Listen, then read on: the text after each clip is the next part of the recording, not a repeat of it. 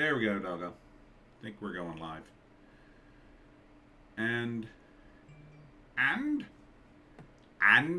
live. Let's make sure. There we go. Okay. All right, we're good. Good to go. Welcome to the live stream, everybody. I am Tony D. Let's turn the volume down on that.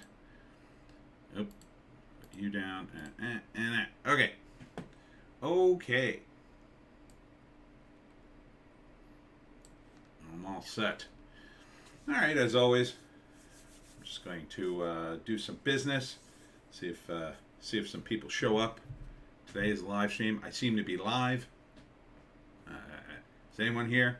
If anyone's here, say something. I'll just triple check. Triple check, because I don't know. I'm not good at this. Yeah, seems to be good. Seems to be good. I got 2 people watching. I'm gonna just put this back to where it was. I have a couple of different accounts on YouTube. Okay.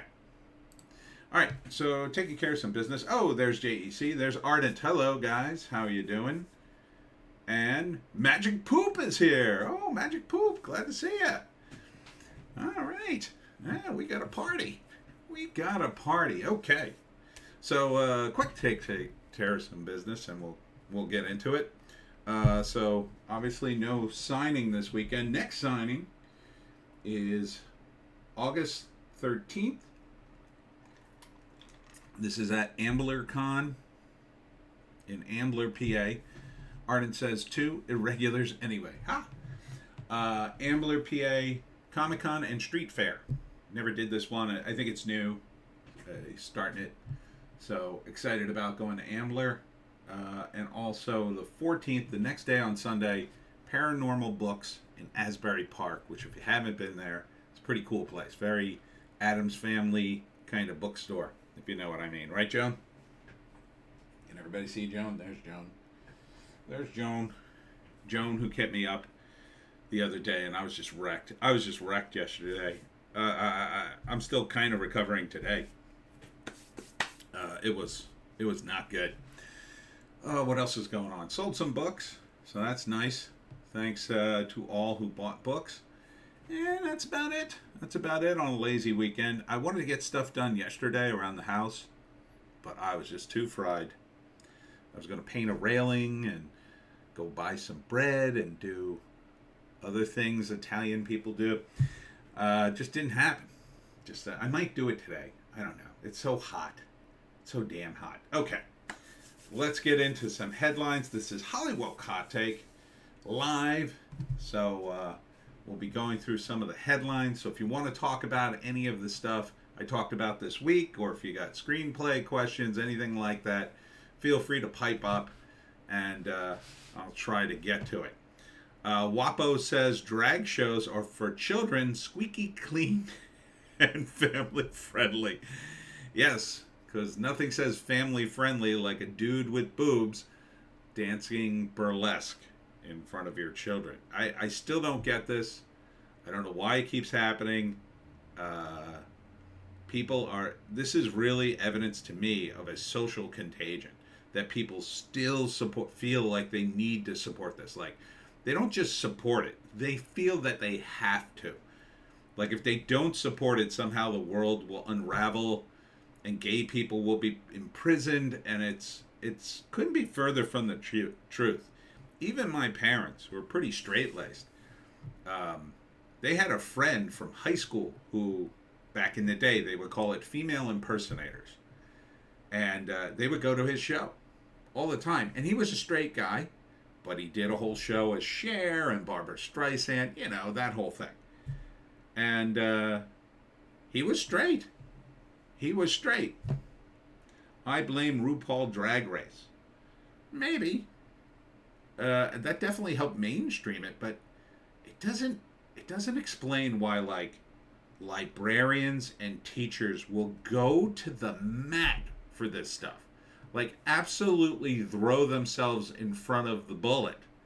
Like, no, drag queens, no don't stop it. Like, you know, if it wasn't that big a deal and people said, we don't want drag queen shows, drag queen story hour, you think the teachers would just go, oh, okay, maybe we won't have that then. Like if it was no big deal. But they are willing to go so far on this. And now you've got WAPO defending it like, I don't even get why. I don't even get why. The only thing I can think of, it's a social contagion. Again, the wokeness, mostly women, who just feel that if they don't support this, they're bigots and they're terrible people. And so they go out of their way to make sure, oh, no, I have to support this. I'm a bad person if I don't. So this is the Washington Post, continuing its apparent public relations campaign on behalf of drag shows for children, running another op-ed claiming the events are squeaky clean for family-friendly audiences. And laws aimed at banning them are true indoctrination, which makes zero sense. Here's Libs of TikTok. Look at all the money you just made. Drag queen teaches child to perform for cash tips at a family-friendly drag show at Palm Springs. And that's the worst part, too. I mean, it's one thing to have the kids see it. It's another to drag them up on stage and say, oh, honey, shake your booty and go ask for money. I mean, it's just nuts. So, if you haven't been to the Libs of TikTok, it's both horrifying and fascinating at the same time. This was a recent event, a pride event in PA where a kid got up on a pole dancing with a man who was basically in his underwear. I mean, it's just bizarre. It's just bizarre. This would not have been tolerated as recently as 10 years ago. It would have been like, what? What are you doing? You weirdo. I don't think the Obama administration would have stamped this as okay. But here we are. It's got to go. It really needs to be outlawed. This is far left advocates confront drag queen story hour protesters. So here you have people protesting drag queen story hour in the UK, and then you have far left protesters protesting them. And this is how far the UK's gone. I mean, I just can't imagine. I just can't imagine the conversation. Nazi scum off our streets. The Nazi scum. You're a Nazi if you don't want a drag queen story hour for your kid. It's just bizarre. It's nothing to do with that. And I put this in Hollywoke Hot Take because this is the kind of thing that I think is promoted by Hollywood in general. In general. I think this should be made fun of. If Hollywood was doing its normal job, they would be making fun of this stuff. They would point out the ridiculousness of it, how terrible it is that they're even doing it, and there would be media guys doing investigations on it. But it's just not happening. They're so anxious to embrace it. And I don't have anything against drag queens. I don't care. Like, if you want to go to I've been to a couple of drag queen shows. I think they're kind of boring and stupid, but, I was a grown-up when I went. It was in a bar. If there was a child in there, that was against the law, because children should not be inside bars or at drag shows. So, all right, moving on. Mets fans brutally punch Braves fan in face at Citi Field brawl. Is another thing I don't get. Sports fans who beat the crap out of each other. It's like, people who are in the sports used to make fun of guys like me who were into Dungeons and Dragons and geeky stuff like that. But, like, I don't see a lot of guys punching each other over, Dungeons and Dragons. I never punched a guy over a +4 sword or +5 Holy Avenger. But Mets fans punching a Braves fan, it's like, what the hell, man?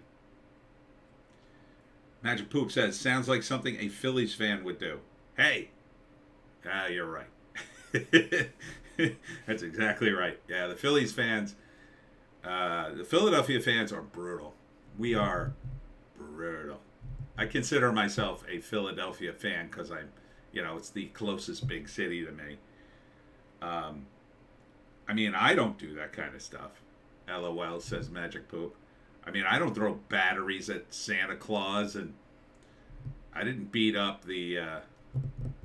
They had this hitchhiking robot that went all around the world, and it got killed in Philadelphia. Ardent, LOL, my +6 butter knife of shin digging. Shin digging is better. How dare you? How dare you, Ardent? Yeah, like the Phillies fans are. The Philadelphia fans are just brutal. I mean, any comic will tell you that. Any stand-up comic will tell you that immediately. They're not happy people. I'll tell you that from doing my improv shows there. I used to do improv there. It's brutal. R.I.P. Hitchbox, says Ardent. Yes, Hitchbox. That's what he was. I used to do. I was doing improv for about 10, 15 years, and sometimes we'd do a show in a bar. The bar owner would let us do a show, and we'd advertise and get like a handful of people, but man, the regulars would show up and they'd be openly hostile towards us. Like, openly hostile. And like, okay, you don't want to see a show or whatever. I mean, it wasn't like we were bothering people. We were just doing a comedy show. We did a show one time upstairs in Pizzeria Uno. And this was at Head House Square in Philadelphia. So it had 2 floors. The upstairs was always empty, and they would let us perform there. And we'd get a handful of people. And then one night, the restaurant says, oh, we've got an entire party of women who are kind of going to come see you and have dinner. And we thought, oh, this is awesome. And there were about 10, 12 of them. And they showed up, and they all ordered dinner, and we were very excited because we had like a real audience for once, and they had paid to be there. So we came out, and they're eating dinner, and fine, whatever. But they specifically paid to come see us. So we got up there, and we start doing the show, and I swear to you, these same women who had gone to the trouble of coming upstairs, getting their dinner, and paying for our show, they get on their phones, and they're completely ignoring the show, like really rudely. And it got so bad that one of the cast members in my group, he shouldn't have done this, but he called it out. Like, he started making fun of them on stage, which is always a bad idea, but he did it anyway. Oh man! And then it got so openly hostile towards us, I cannot tell you. And they left about 3/4 through the show, and then we were performing to nobody. So that's Phillies fans for you. Philly fans, I'll say. They're just brutal. So I don't really get that. If I went to first off, I haven't been to a baseball game in years. I would mostly go for the food. When I was a kid, I would just stuff my face. My dad kept buying me food, and I just kept going, oh, let me get another hot dog. He'd be like, aren't you full yet? Yeah, like I was barely paying attention to the game. But if some other fans bothered us, I can't even imagine it happening. Like, how hepped up you got to be as a Mets or Braves fan to get into a fist fight over it. I just don't get it. Unless they're like throwing stuff at you, maybe. This is weird. From CBR. And I just started using CBR in my Hollywoke hot takes, and for the most part, it's generic stuff about the comic book industry. But this one, I just don't get this at all. Why Encanto's Mirabel is basically Neo from the Matrix trilogy. Now, you guys watch movies. Did you even see Encanto? Do you even know what the hell it is? I looked at the trailer a few months back. Um, I mean, this movie barely did anything. Barely registered a blip on the radar. And they're comparing that to the Matrix? It's just bizarre. It's like, are they scraping the bottom of the barrel for topics over at CBR? And how does this even connect with comic books? I don't think Encanto was a comic book. The Matrix, they made a comic book later, which really doesn't count. It didn't start as a comic book, so it's not really a comic book. And the Matrix, for my money, is just dead. It's just dead. It was dead at Matrix 2, quite frankly. Pretty lame outing. And then 3, definitely dead. Definitely dead at 3. I'm still amazed to this day they made a Matrix 4. And now, like, this guy, I guess he must have just watched Encanto and thought of this comparison and then say, oh, I'll write an article about this because this will get me paid this week. I mean, I guess I wouldn't put it past me doing. Except for the fact that I wouldn't watch Encanto. I've seen the trailer. God, that looked awful. I couldn't even stomach watching The Matrix 4. I did watch Matrix 1 through 3, though. Man, that third one. I've never seen people walk out of a climax of a movie. Like, I've seen people walk out of movies halfway through, but never when the big battle's happening, except for Matrix 3. JEC says, no one saw Encanto. Less people saw Encanto than watched The Matrix 4. Yeah. So I just saw this and I just thought, what a bizarre comparison. Like, you could have picked some no-name independent movie and compared it to The Matrix. And it would have been more interesting an article. Because at least you would have been like, oh, I've never heard of this movie. What's that all about? And then you could say in the article, well, no one saw this movie. You know? No one saw this movie at all, but it's very similar to The Matrix. And you'd be like, oh, that's interesting. But when you talk about Encanto, a movie that I think it probably bombed. Let's see the numbers. Let me go to Box Office Mojo. A little gun shy about Box Office Mojo. Let's see what kind of money it made. 96 million domestic, 160 international, so 250 million. I don't think there's no budget here.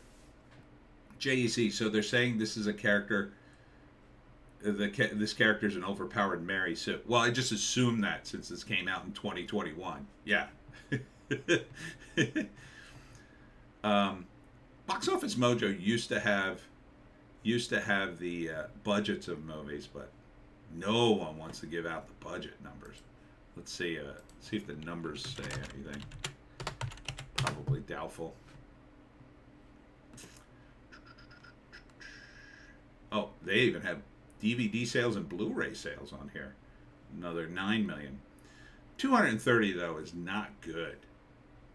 I think for a movie like that. I think this movie probably, what would you say? I would spitball it around 200 million, at least 100, somewhere between 100 and 2 for Encanto.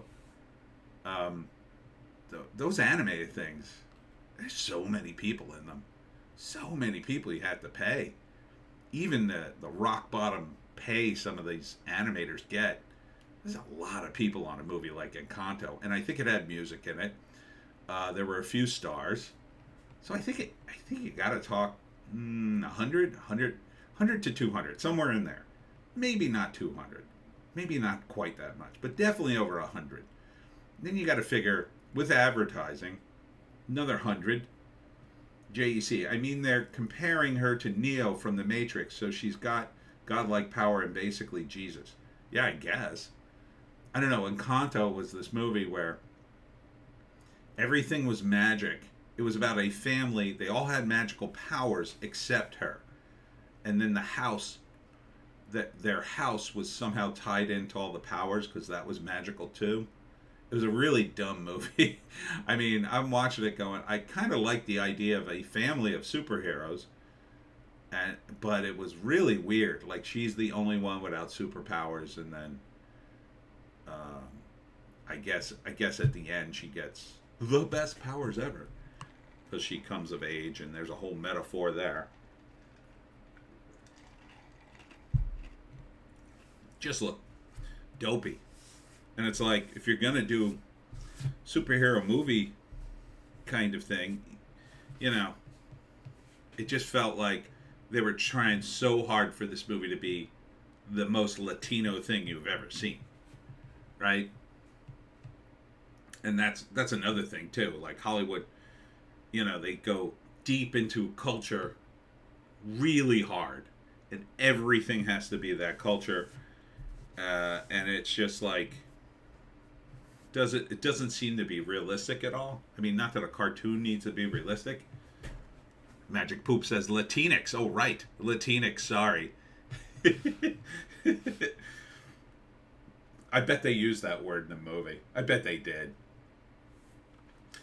Oh, we Latinx, we have to keep our powers a secret, Encanto.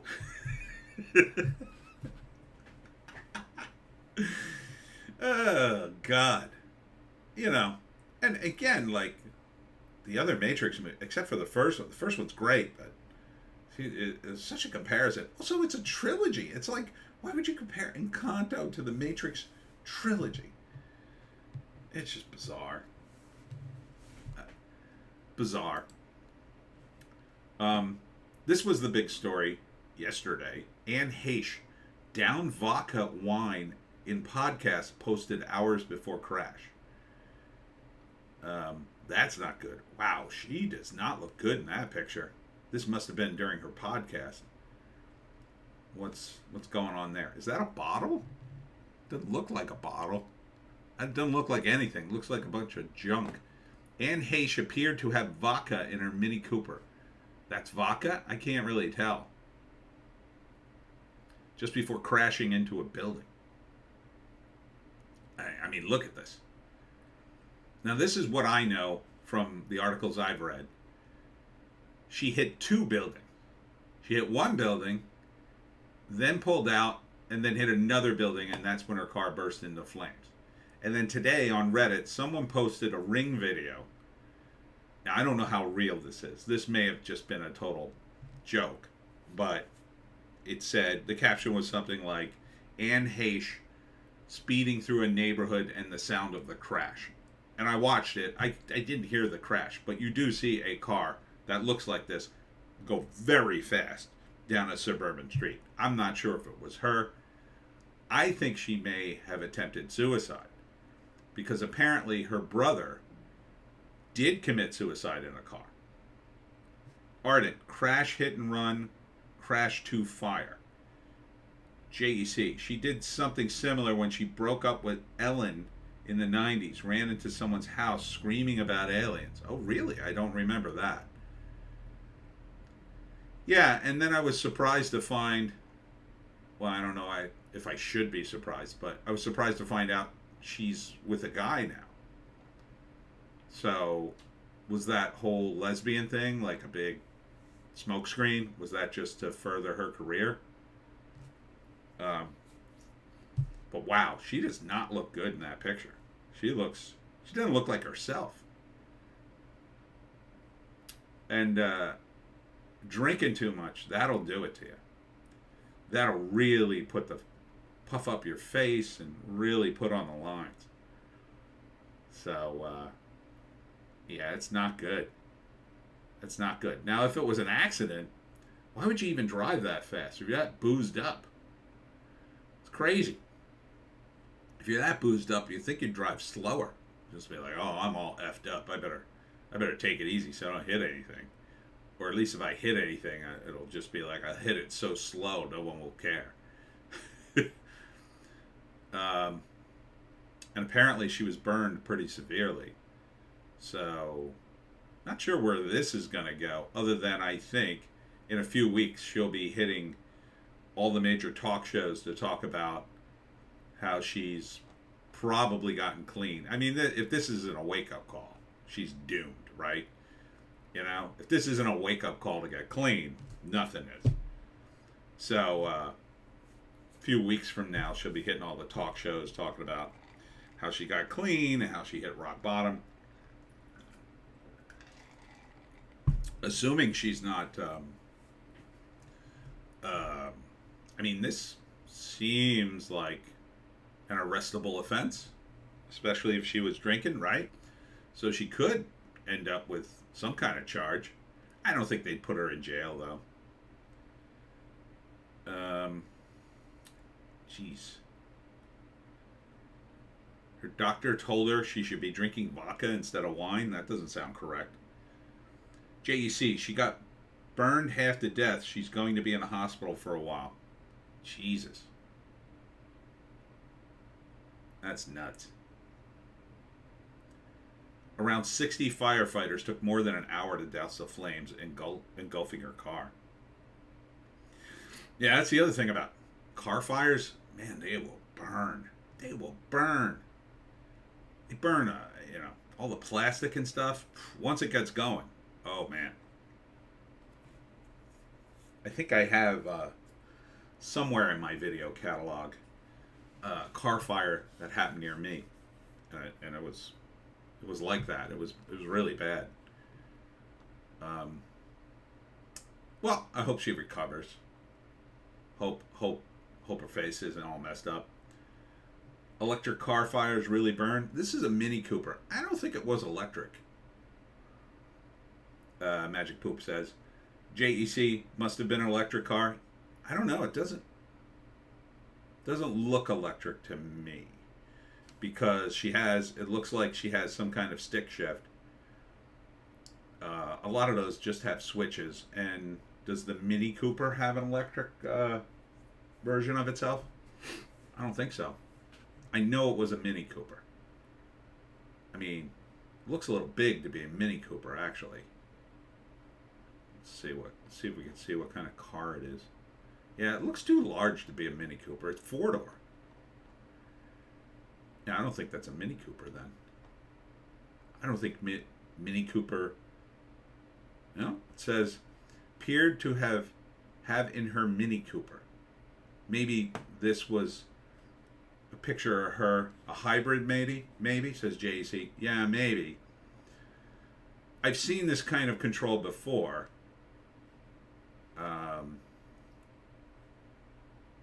Now, I've been in a car. I think the Fords have they have a knob instead of a gear switch. This looks like a gear switch.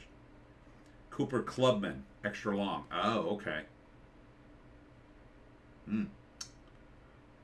Cooper Clubman. Man. As if Los Angeles isn't dangerous enough, you got to worry about Anne Heche running into you. All right. This one I didn't even look at, but I woke food lovers have lost their minds over cultural appropriation. After Mexican cookery writer Diane Kennedy died last month, she was criticized for cultural appropriation. The woman's dead.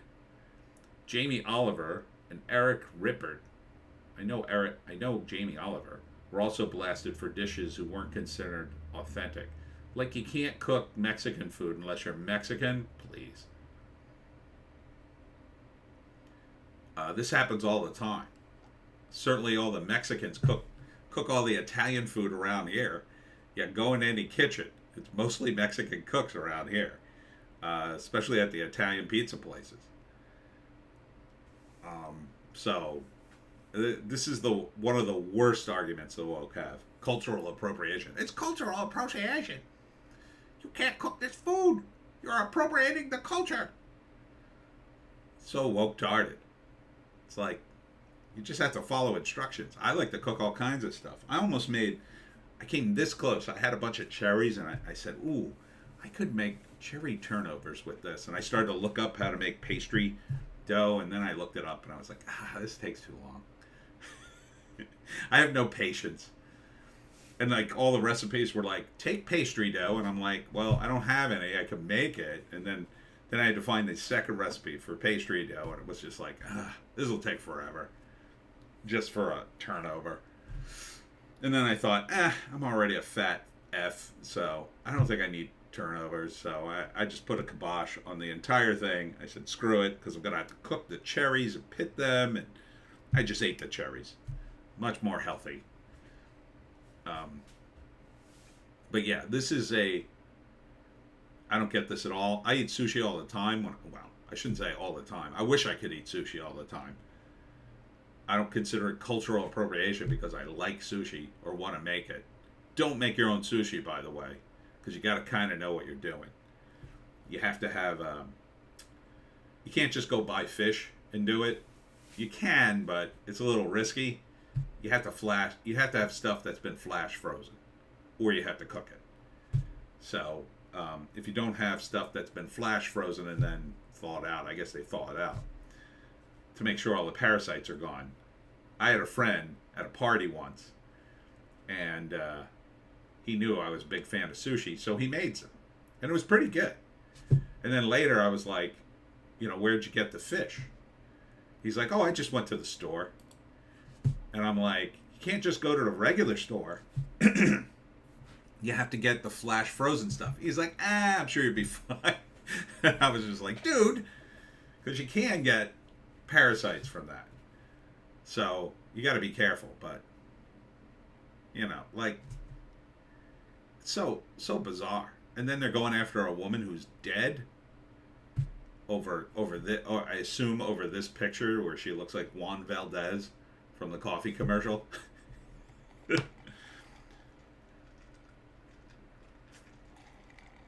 And that's the bizarre thing in Hollywood too, right? It's like, oh, you have to be the thing that you are. Like John Leguizamo is screaming about James Franco being possibly cast as Fidel Castro in a movie. And James Franco kind of looks like Fidel Castro. Kind of looks just like him. Put the beard on him, I think he's there.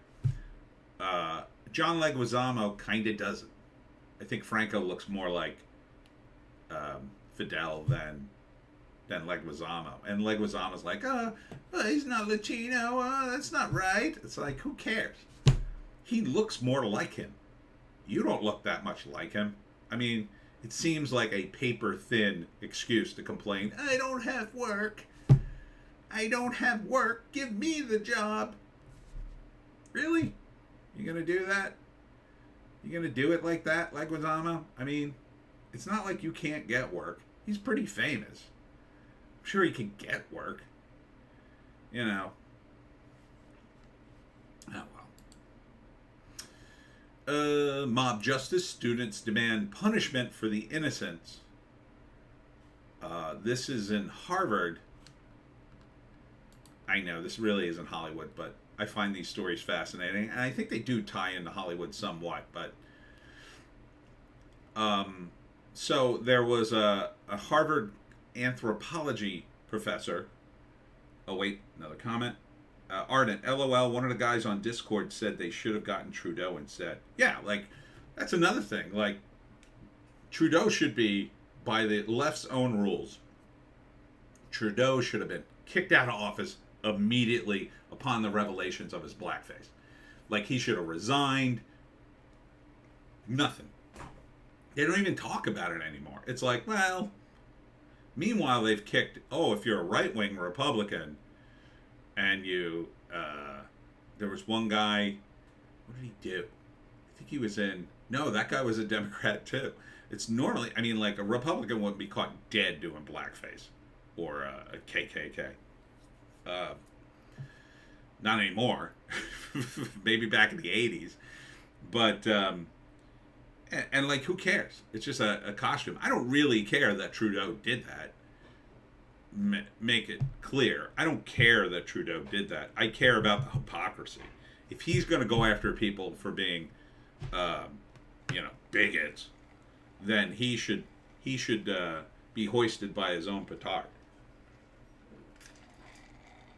By the way, I didn't do blackface, but I once did um, lip sync to Stevie Wonder, and I called myself Stevie Blunder, and I had I had sunglasses and a wig that looked like Stevie Wonder's hair. He had braids at the time, and like one of those shirts, the really brightly colored.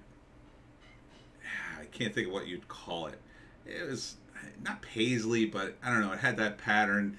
It had a certain cut. If you saw it, you knew what I was talking about. Anyhow, I was Stevie Blunder, and then me and one of my high school buddies, we did this sketch, and it was Stevie Blunder meets Ray Charles, and my buddy was he was on the basketball team. He was black, and he did Ray Charles, and I did Stevie Blunder, and we lip synced, and then we pretend like I heard you, Stevie Ray, and then we got up from our seats because we had two pianos on stage, and then we were like Stevie Ray, and then we like walked across stage and we missed each other, trying to hug each other, Stevie Ray, and we did that for a while. It was funny. It was high school. Now I'm sure if there was video of that and I was famous enough, maybe they'd come after me. But it was hilarious, I think. To this day, I think it was hilarious. But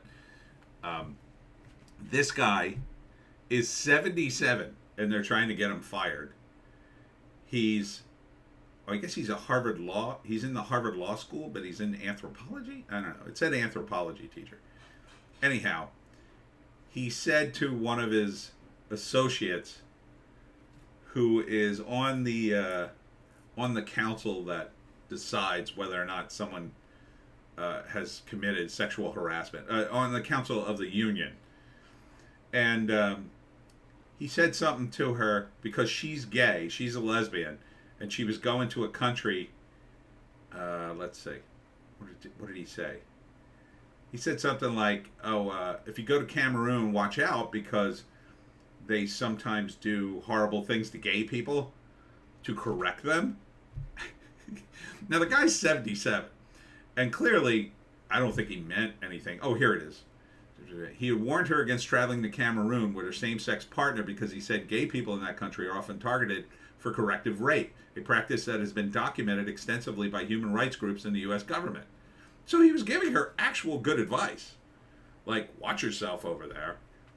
And apparently this woman took it so poorly. I think her partner and one other person in the union, like, won him out. And they're trying to punish him despite the fact he's been completely exonerated by an investigation. And this is at Harvard. And Harvard, for those of you who don't know, is the place where a lot of comedians come out of, a lot of comedy writers. This is the where Conan O'Brien came out of, and that crew. So it's just amazing to me that this would happen, and it doesn't bode well for comedy, at least the comedy Harvard pipeline. I mean, that's going to be dead for a while with the woke idiots coming out of Harvard. But I had a friend who was, still is a comedy writer, and he got his start at Nickelodeon, and one of the things he told me was like, yeah, there's a lot of Harvard guys here, and I'm not connected with them, but he did well for himself anyway. He ended up on The Daily Show and Family Guy. Yeah, I can't imagine the woke comedians coming out of Harvard now. My God. Hypocritical Disney openly supports Don't Say Gay in the Middle East. So, in the United States, they're screaming at Ron DeSantis. And over at in the Middle East, they're perfectly fine to censor their movies of the gay stuff, or just not show it over there. So it's incredibly hypocritical. And look how nice these signs are printed. Who gets these nice printed signs for a protest? Disney oppose Florida's Don't Say Gay bill. Look at it. They're like mass produced. Who paid for this? This one looks like it got misprinted. Nobody did this by hand. These are printed. That shows you. That shows you the money behind these groups right there. You're not telling me one of these protesters like forked out a couple of $100 to print these signs. These are on nice signs. This is not poster paper. This is like stiff, what you call, stiffer than poster board, I would say. There's one handmade sign in the background. JEC, it's all AstroTurf. Yeah, this certainly looks AstroTurf, except for this sign. This was the one misprinted sign. Oh, we'll throw this out. No. I'll write something on it. I'll write a bunch of hashtags. Hashtag hi gay. Makes no sense with the comma because you can't put a comma in a hashtag. Hashtag speak out. Again, you can't put an exclamation point at the end. And hashtag silence kills, which again doesn't make any sense.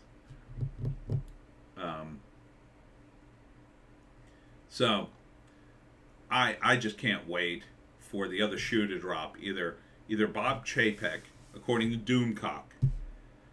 Arden says there's absolutely no way Disney didn't get a licensing fee for the use of their logo. I don't know. You could probably get away with doing it at a protest because you're not making any money. Although if this was the other way, if this were the pro Don't Say Gay, I mean, it's not really called that. If this was the other protesters, maybe they would sue, but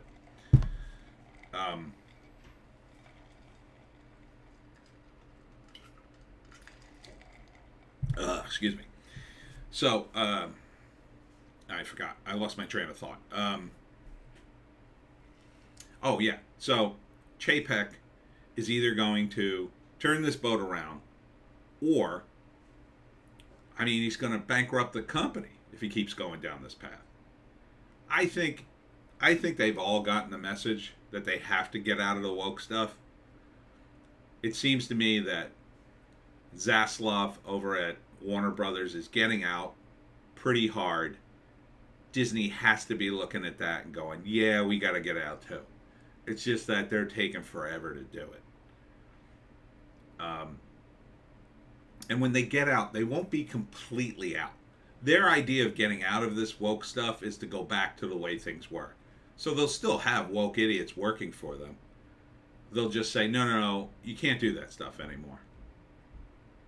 And then they'll have some of it, but it'll be much more low key, but it kind of won't be, So we'll get situations like we did with some of these Disney series where the series will start pretty good. And then it'll get so insanely woke, you'll be like, oh God, what has happened to the show? I think they really need, they don't get that they have to fire all these people.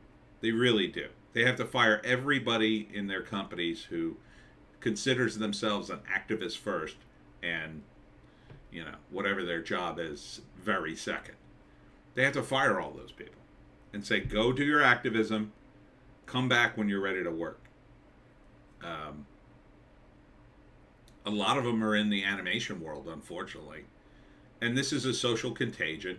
Once that starts, I think a lot of the people who are just going along with it will just stop. Because they were just going along with it to keep their money. And then when they finally get the message, oh, this is bad for my career? Okay, I won't do that anymore. They'll just stop. Because they weren't really on board to begin with. But by that time, I think you're going to see the rise of places like the Daily Wire or Daily Caller and their movies and other people doing movies. There's so many people doing movies. I mean, some days I could hardly keep up with all the trailers that have dropped from people I've never heard of doing a movie and just putting a trailer up on YouTube. And that includes the international stuff too. I mean, Nigeria is cranking out movies left and right. Many of them are terrible. I haven't seen a good one yet, quite frankly. I mean, I give them credit for trying, but man, the Nigerians, they kind of don't know what they're doing. It's like watching a freshman film class trying to make a TV show or a movie. Every time one of their trailers drop, the sound's bad, or I'll tell you what's the worst in the Nigerian movies. they have zero costuming, like zero. It looks like everybody in a Nigerian movie just literally walked off the street and they handed them a script and say these things in front of the camera, and they went, oh, okay. I mean, it looks that way when you see their movies. It's crazy. I said to a friend of mine, a filmmaker, I said, you should go to Nigeria and show them how to make movies. I think you would make a fortune, and the Nigerians would, like, you know, I think that's all they need, really. They have the enthusiasm. They desperately want to do a ton of movies. They just need a guy to go in there and go, no, you can't do it this way. You got to wear solid colors. You got to look like the character you're at. You gotta rehearse the lines a little bit more. You gotta have good lighting. I mean,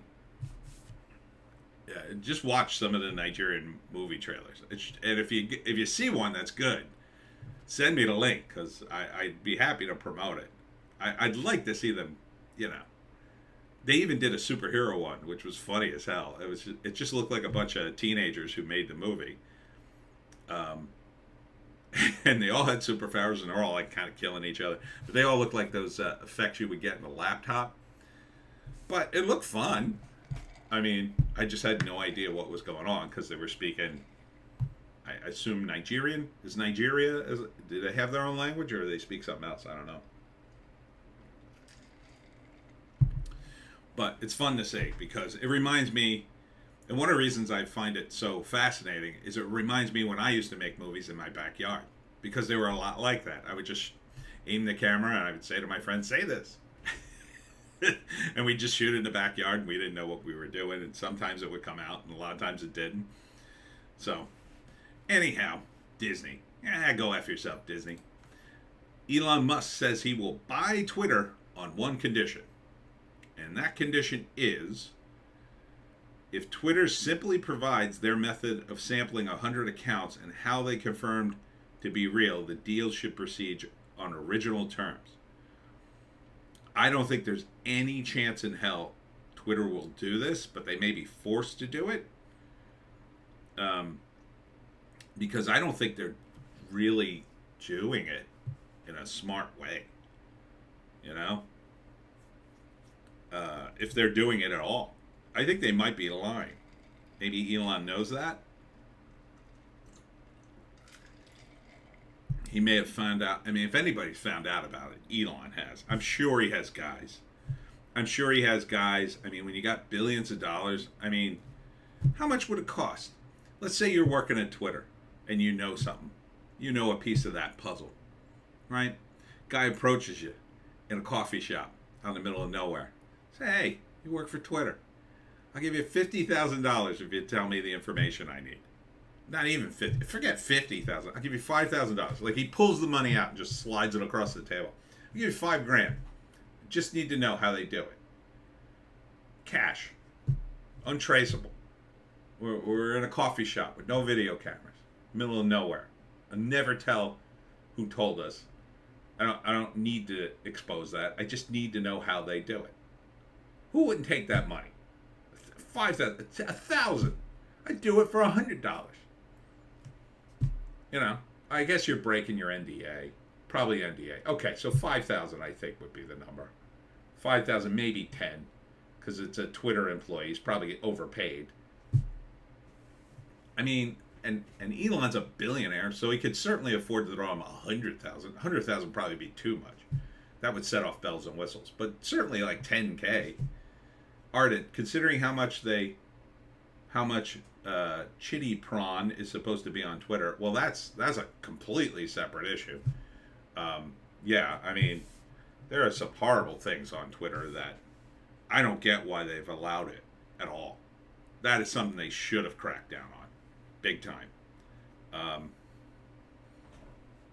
Yeah. JEC, 5,000 is like a month's rent in California. Still, though. I mean, all right. So I don't know. Certainly, Elon could throw money around like that easily to bribe somebody to get the information he needs. So I'm sure he has it. I'm sure he already knows.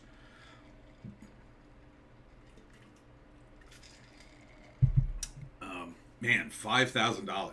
That is crazy amount of rent. I wouldn't be surprised by that number though. I'm trying to think. My friend had a place in California. What were they paying? This was 2008, 2009. Can't remember. Ardent, honestly, I think a lot of the problem with Twitter are down to their work ethic community. I mean, you have people who work 4 hours a week who are treated like ordinary employees. That's insane. Yeah. JEC, Elon probably has fans working at Twitter, wouldn't need to bribe anyone. That's true too. That's true too. A friend of a friend who just, yeah, this is how they do it. I don't even know if it would be illegal. Would it even be illegal? I don't think so. Not for Elon. He'd have cutouts anyway. So they must know. He must know what the deal is. Now, the question is, if Twitter lied about it and they're effing this up, how does that impact the deal? I guess Elon would then be able to bow out and force them into a lower price. Quite frankly, I hope he buys at the price he initially said, because I ran out. I had just enough left in my portfolio to buy one Twitter stock because I thought the deal would go through, and I'd make like $10. So I'm hoping it goes through at the original price, and then I make my $10 or $11, something like that. Ardent, industrial espionage, maybe? Yeah, maybe. Kind of depends on their contract. It's probably the worst kept secret at Twitter, quite frankly. I wonder if they do it at all. I mean, it's probably gamed to make sure the bot result is only 5, because they don't want people to know how insanely full of bots it is, would be my guess. Oh, Bill Maher, my old boss, shooting off his mouth this week. He's back on the air. He's saying a lot of different things, but this is another thing probably from the same show. Maher says, I'm going to vote based on my COVID policy. Dems need to be careful with private healthcare decisions rhetoric. It seems like a pretty wimpy, I'm not going to vote for you maybe, from where I'm standing. But I don't even have kids. It's a medical issue. I do not want to be dictated. I must insist that you don't insist how I handle my health. Ardent, I actually started using my Twitter during the Elon buy. Lost it the day before Jordan Peterson, essentially for the same reason. Oh, what did you say? Did you say groomers? I don't know. Is that banned on YouTube? I don't think it is yet. So ridiculous. No, that's not why he got banned. I forget why he got banned. He's back? Is he back? I don't remember. So stupid. I can't wait until I get banned. I know it's coming. I have to get famous enough to be banned. So the moment I get famous, they'll start banning me left and right. They'll go back and find my old videos. They'll find my January 6th video somewhere. Even though I had to take that one off of YouTube. My January 6th video. That's still probably on Bitchute or Rumble somewhere.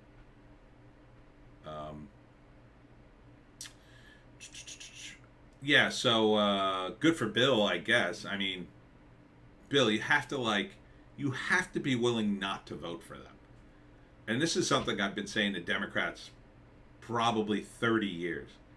What is the point of, being on the left if you just keep voting Democrat anyway? Well, they're better than Republicans. That's not a reason to vote for them. The lesser of two evils is not a good reason. You have to vote for someone who at least you think are going to push forth your values. The Democrats, the current crop of Democrats have been so bad. Ardent, I made an extrapolation Am I saying that wrong? I made an extrapolation about which people constitute the Q at LGBTQ and refuse to delete it. Q. What does the Q stand for? Q stands for queer? I guess. Yeah, I don't know. You can't talk about the alphabet people on Twitter. They get all bent out of shape. So, yeah, you have to be able to walk away. In any negotiation, if you're not willing to walk away, it's not a negotiation. Not really. There's no reason for the other side to negotiate if you're not willing to say no. And this is a problem with the Democrats for years. Most people who vote Democrat are like, well, who else am I going to vote for? I can't vote for the Republican. And then you wonder why the Democrats never change.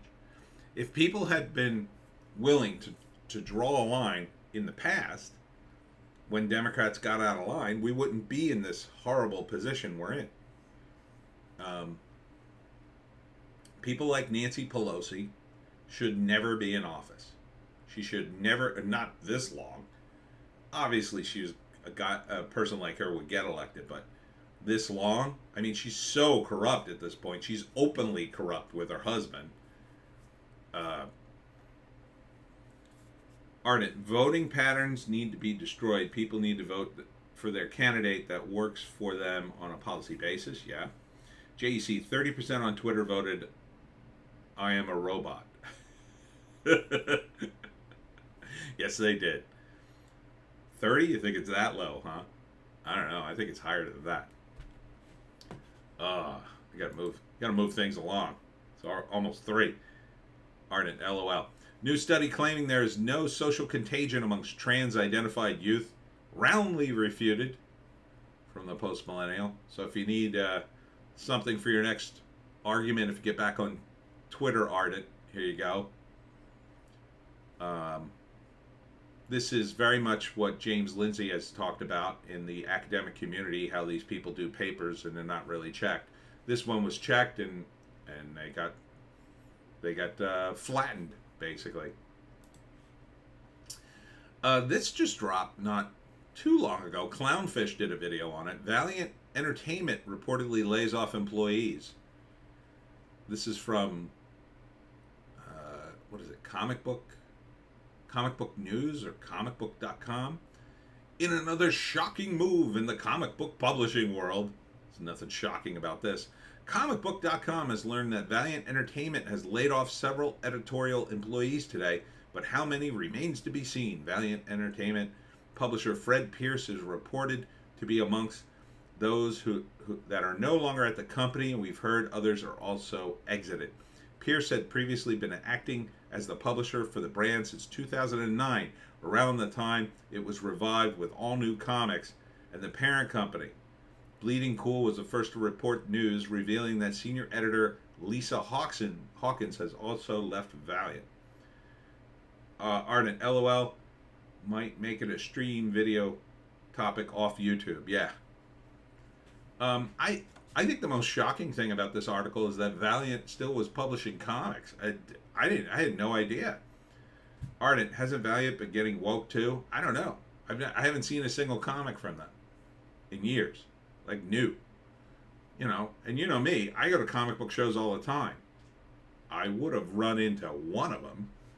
You know, I skim things. I don't really read them anymore, but I used to like Valiant, but Exo Man of War was a great concept, but you just can't keep doing it. It's not a great concept. It's a fish out of water concept that's gone on way too long. Quantum and Woody, I guess it was popular because it was funny. Harbinger is just the X-Men. Faith, I don't know who reads that. Ninjak, Rye, I mean,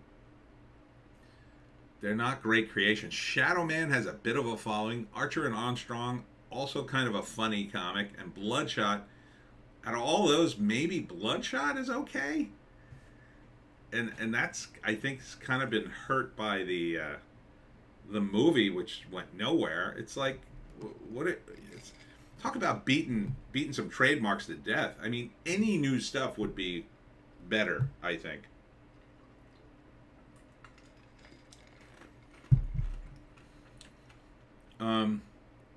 JEC. Heather Antos used to be editor at Valiant for a while. Their new books are so boring. Well, you basically answered your own question. Yeah, and yes, Heather Antos, I think, is pretty woke. Pretty damn woke. Definitely super hardcore feminist, I think. Ardent, yeah, the last Valiant thing I read was Archer and Armstrong. And again, like, back in the day, it was kind of almost good, because Valiant was something, but JC, I have friends who work at Valiant, and I'm so sad for them. Oh, sorry to hear that. But, it's like, what do they got at this point? It's like, to me, these are trademarks. They're not even worth saving. You could make a movie out of Exo Man of War. That would be pretty fun. Quantum and Woody, no. Harbinger, yeah, you could keep that going. And Faith sort of ties into that. Ninjak, no. Rye, it's kind of the same comic. Ninjak and Rye are pretty similar characters. Shadow Man, not great. Archer and Armstrong, maybe. And Bloodshot, they already took a shot. I mean, you're just going to keep dredging up these characters? The Gold Key characters like Magnus Robot Fighter, Turok, and Solar quickly built up a following in the 90s. Yeah, they're all gone, right? Are they still in there? I don't know. I mean, they had a bunch of other titles. JEC, the revived Valiant in the hopes of making movies out of the old properties, and they finally get a Bloodshot movie,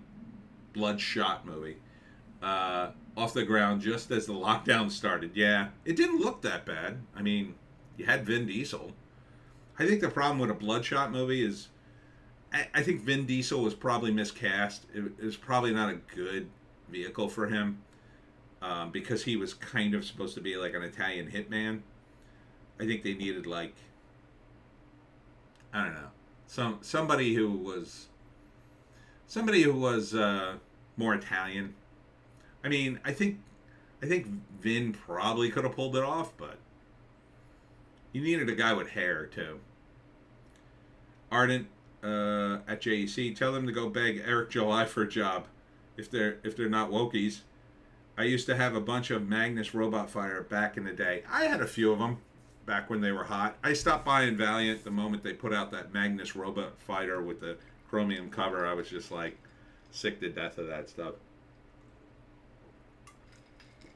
Back in the Shooter days. I mean, Shooter could bring this back to life. But when Shooter was running it, I mean, this stuff would just come out. Like, he'd just come out. There's a bunch of other... I'm trying to think of the other titles. There was like a team of guys who had superpowers, and a couple others that were pretty good. There was another, Archer and Armstrong were two of the characters, and then there was a third guy, the Eternal Warrior. That was pretty good. Ardent, I think the cost of Vin Diesel detracted from the rest of the film's production value. Maybe. JC at Ardent, they're like normie, blue-pilled artists, not super woke. Yeah, I mean, these days, nobody's going to buy comics. Not in the current condition they're in. They're too expensive. They always have been. They've been too expensive for about 20 years. 20 years ago or more, when I was doing publishing in the 90s, right around $2 is about where you want a comic. $2, one would be ideal, but $2. At JC, yeah, I recommended they try Ripperverse. I expected he'll be expanding soon. Maybe. I don't think he needs to. First off, most of that $3 million is going to go to ISOM and just getting it out. It's pretty expensive, by the way, to do a crowdfunding enterprise. I learned firsthand. I nearly got killed on the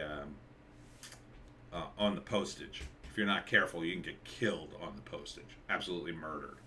So you got to do the math right. It depends on how he did the math on that. And he had a lot of other perks, so You got to ship stuff, art it. 25 years since I quit buying.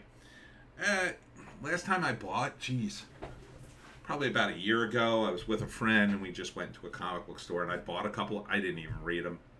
I had an idea about doing a video about the current state of comics, and they were so kind of boring looking. I didn't even read them, and then I sat them in my office somewhere, and they collected dust, and then I was just like, screw it. Too depressing comics. Let's move on. Time to take back our culture and entertainment from the left, says Bleeding Fool. Yes. Speaking of Eric July. I don't think Eric July will do too much expanding. I don't think he needs to. JEC EVS says to figure out postage, take how many backers you have and times that number by 10. Sounds like a good rule of thumb. I don't think I figured that out. I mean, it all comes back to one thing: art. You really need a good artist to get a good backer, and you have to promote that art in such a way. And the kind of comics I do, I need money. I need backing. I need a publisher because, I desperately wanted to do Miserable Comedians, a collection for the Webcomic Factory, because I think the artwork on it is great, but comic fans just don't get it, I mean, as much as I like Eric July, he's doing another superhero, right? Ice him. Miserable Comedians is about stand-up comics in New York. I think it was different, but JEC, the lockdowns killed my 15-year-old habit of going to the comic book store every week. I pick up collected books online now and then. Yeah. Lord of the Rings director Peter Jackson reveals Amazon asked for his help on Rings of Power, then ignored him. They said they're going to send over the scripts, and they never showed up. The Mary Sue had a hilarious sort of defense of that. They framed it in such a way that made it sound like, oh well, why would you ask Peter Jackson? He tried to pitch a TV show to Amazon, and they turned him down, and the Tolkien estate didn't like him. I'm like, oh, okay. Like the Tolkien estate's gonna love the Rings of Power and the woke nonsense that seems to be coming out there. Yeah, okay. Good luck with that. Lawyer to pay Activision for not playing Call of Duty, judge decrees. Some guy tried to sue Blizzard. Blizzard's getting like rocked by lawsuits left and right, but this one they won because the judge said he was trying to sue Blizzard over Call of Duty, and the Blizzard lawyers argued that he hadn't played it enough to make a proper judgment. I just thought that was funny. You don't play enough Call of Duty, dude. You can't sue them. Fidel Castro's daughter expresses support for James Franco as Cuban leader in Alina of Cuba. I mean, there you go. There you go, Leguizamo. There you go.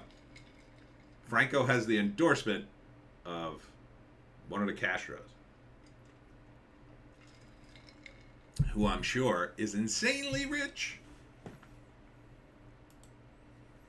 Box office Bullet Train arrives with so-so 30.1 million debut. Easter Sunday stumbles. That's a shame because the Easter Sunday movie looked kind of funny.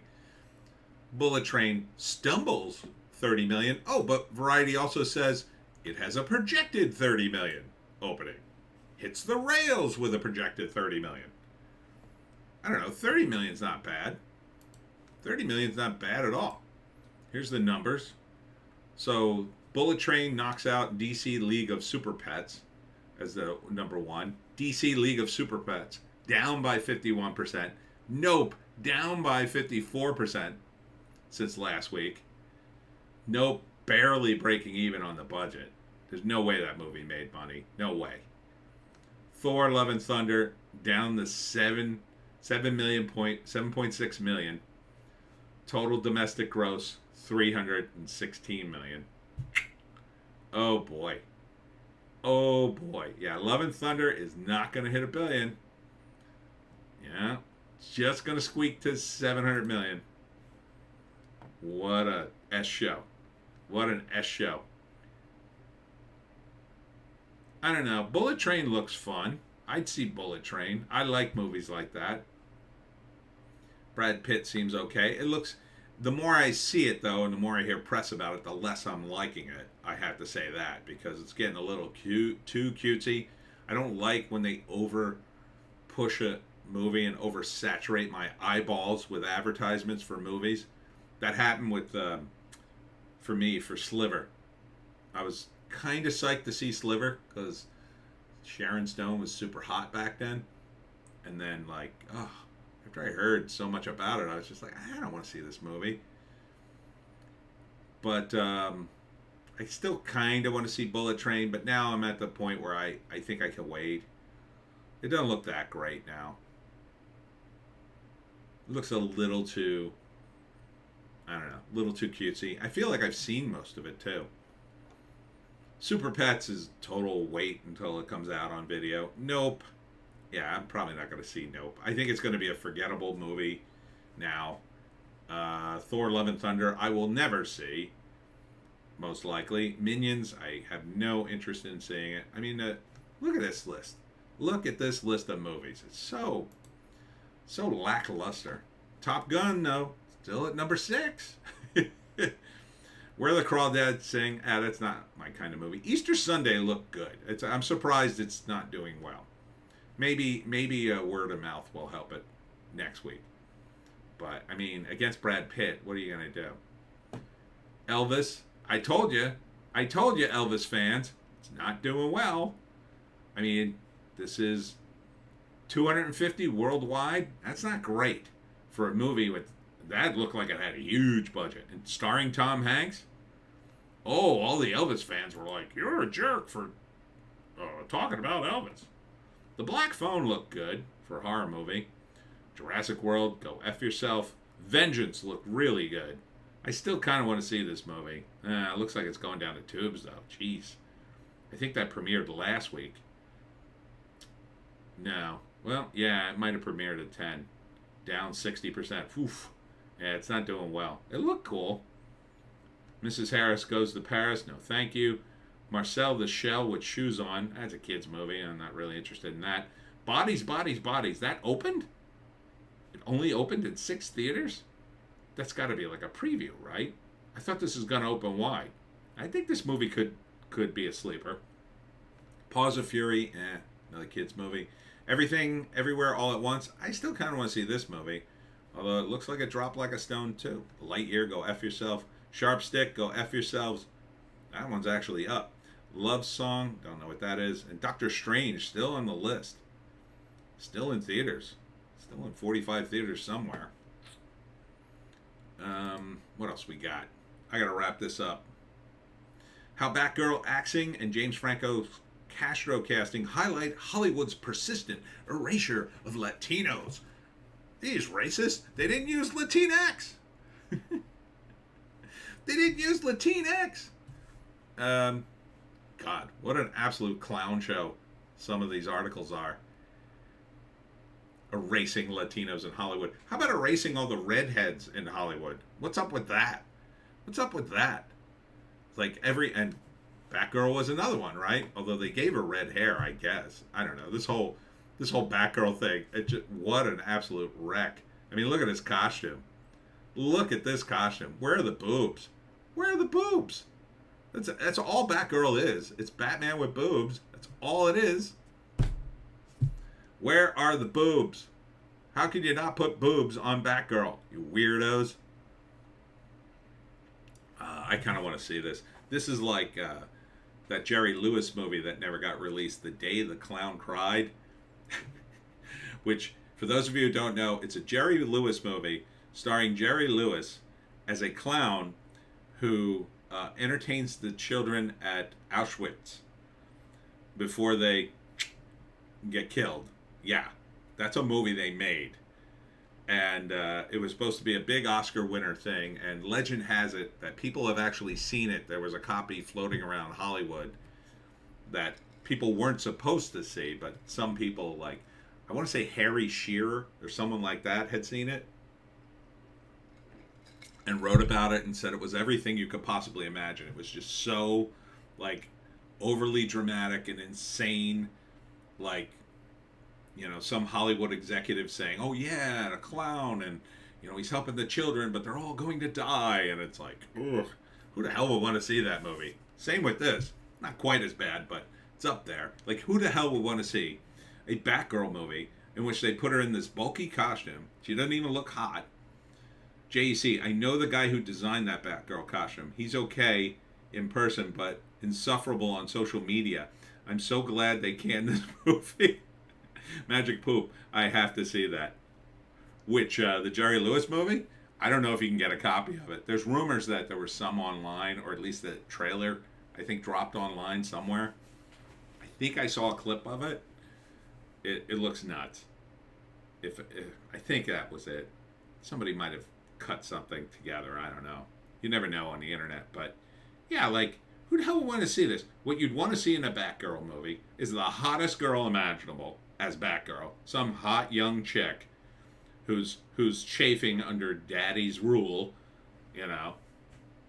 Commissioner Gordon, "Oh, you got to go to college, young lady. Oh, you don't tell me what to do, daddy." And then she puts on a Batman costume and starts fighting crime and gets herself in trouble. JEC, The Day the Clown Cried is set to be released in 2026. No way. It is? Jerry Lewis said they could do screenings after so many years after he died. Oh, God. Oh, no. Oh, no.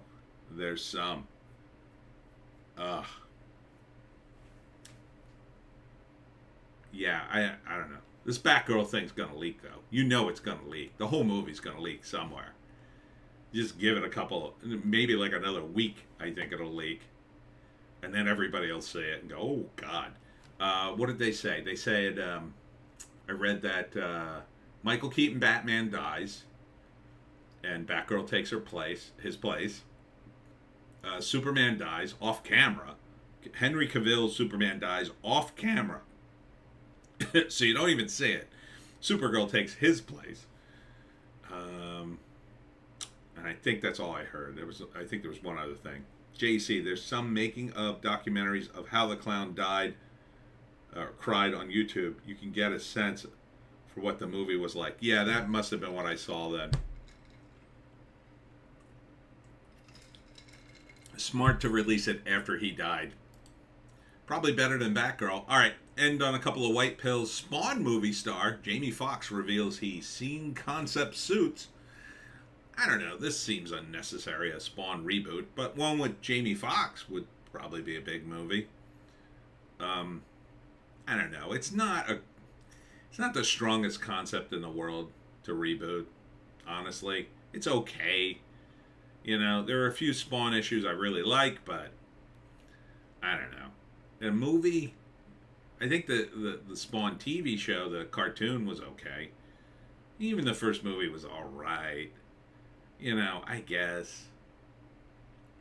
I don't know. We're already doing a reboot of this thing. I don't know. I was never a huge fan of Spawn. It was okay. I think Todd has good ideas. His execution is sporadic.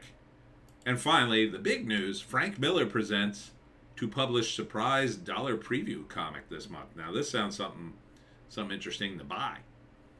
Original 32-page Ashcan edition comic book features 2 stories. Frank Miller's Ronin book 2 by Miller, Philip Tan and Daniel Henriques, and Ancient Enemies by FMP publisher Dan DiDio, along with Danilo Beyruth and Alex Sinclair. Special comic will feature sneak previews of other upcoming FMP titles.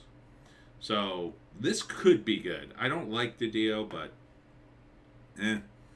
Magic Poop says there's just no original ideas from Hollywood anymore. This is true.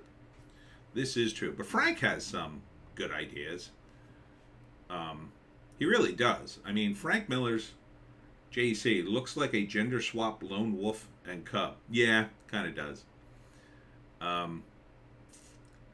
Frank's Martha Washington Goes to War, highly underrated. Read that. Read that. He predicted a lot of stuff, I think. It almost predicts the woke stuff, almost exactly. Kind of in a different way. It definitely lambasted progressivism. But yeah, this does look like, yeah, you're right. It does look like Lone Wolf and Cub. A female version, and I assume that's a little girl because she has the eyelashes, and that's how you know. But the artwork's nice. I mean, that's nice art. You can't argue with that art. JC, Frank has been going downhill since Dark Knight 2. He's still good, though. I hear great things about the, what was that comic that got canceled? He pitched it as Batman versus ISIS, and then he had to do it on his own. What was it called? The Red Avenger or something? About a guy killing terrorists, just like murdering them. Sounded cool. Frank loves Lone Wolf and Cub. Yeah, he does. Everybody does. I mean, it's a great book. It's a great book. Great movie. I mentioned it in the Pineys. In what book? Book 1, I guess. Book 1. All right. I'm going to have to wrap up here because it's getting late. And I might try to paint my railing. I don't know. Should I paint my railing? I'm going to have to go to the hardware store, and it's so hot. I may not do it Maybe I'll do it this week. I don't know. Either way, I got to pee. I definitely have to pee. So I definitely have to do that. So any further comments or questions, I'm going to wrap it here. Thanks for tuning in, guys. I appreciate it. Appreciate having a nice sit down next week. I don't know when I'm going to do the live stream because I will be at Asbury Park all day on Sunday. So it'll either be a late live stream or whatever. Pontang. Hey, Tony, I saw you on Styx. I'm almost through Tales of Pizza. Oh, thanks. Thank you so much. I wasn't on Styx. He mentioned me though. You saw me on the chat stream. Magic Poop, great stream. Thank you. Yes, I figured Styx would pimp the Pineys. He said something nice about it. He said, "Oh, that sounds very interesting." So that was nice. I think I got a few sales. I mean, I've been getting sales fairly steadily the last few days, so that might have helped. So check out the Pineys if you haven't already. Patang, you're a little late. I'm just about to wrap up. Thanks a lot for reading Tales of Pizza, though. Oh, let me add one more thing. I just added... Let me see if I can find it now. Yes. This is the pizza pillow that I invented. Pizza pillow and phone cases, but mainly it's for the pillow. Patang, yeah, that's what I meant. You were advertising Pineys. Yes. This is the pizza pillow. I created it. So if you want a pizza and a pillow combined, that it now exists. LOL, it's cool. Yeah, I thought it was cool too. I came up with the idea, and then I took a picture of the pizza, and I had the pizza sitting around for like I don't know how long, or the picture sitting around for I don't know how long, and I said, oh, I gotta make the pizza pillow. I think it came out nice. I mean, it looks nice in this picture. I hope it looks as nice in person. I just thought it would be something people would like. It looks greasy. It looks a little greasy in the picture because you got that sheen of the grease, and I figured it had to be pepperoni because it's got that, visual. I don't know. It looks delicious, but don't eat it. And that's it for me, Tony D and Little Joan. We'll see you guys in the next video. See you next week. And thanks for hanging out.